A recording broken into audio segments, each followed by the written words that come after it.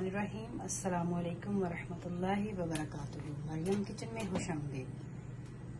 उम्मीद करती हूँ कि तमाम देखने वाले खैर खैरियत से होंगे। अल्लाह ताला आप सबको अपने हिफ्ज़ व मान में रखे। अल्लाह ताला आपको अचानक आने वाली मुसीबतों बीमारियों से अल्लाह ताला आपको महफूज रखे।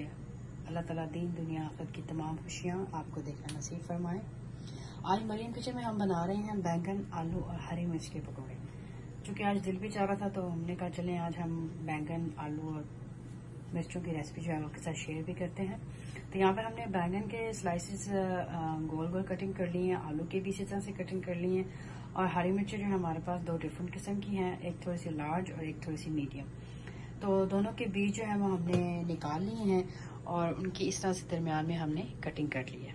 ये आप देख रहे हैं। चूँकि बीज के साथ भी ज़्यादा स्पाइसी हो जाएगा, लेकिन अगर कोई बीज पसंद करता है, ज़्यादा स्पाइसी खाना पसंद करता है तो वो बीज इसके अंदर रहने दे। तो यहाँ पे हमने बैंगनों को धो के उनकी कटिंग करके रख लिया है। अब हम इनको मैरिनेट करने के लिए जो चीज़ें हमने यहाँ पे रखी हैं, हमारे पास काला नमक है आधा टीस्पून, यहाँ पे हमारे पास 1 टेबल स्पून जो है वो चाट मसाले का है, 1 टीस्पून हमारे पास नमक का है और 1 टीस्पून हमारे पास कुटी हुई लाल मिर्च है। यहाँ पे हमारे पास आधा लेमन जो है वो हमने लाइम जो है वो हमने निचोड़ के रखा हुआ है, आधा यहाँ पे रखा हुआ है। अगर हमें ज़रूरत खटास की पड़ी और ज़्यादा तो हम फिर इसमें पूरा लेमन जो है वो मिक्स करेंगे। तो सबसे पहले हम एक बर्तन लेंगे और उस बर्तन में हम जो है कि अपनी बैंगन, आलू और हरी मिर्चों को डालेंगे और उसके अंदर हम ये मसाले ऐड करेंगे और अच्छी तरह से मसालों को बैंगन, आलू और हरी मिर्चों में मिक्स करेंगे। जी तो यहाँ पे हम डालने लगे हैं बैंगन,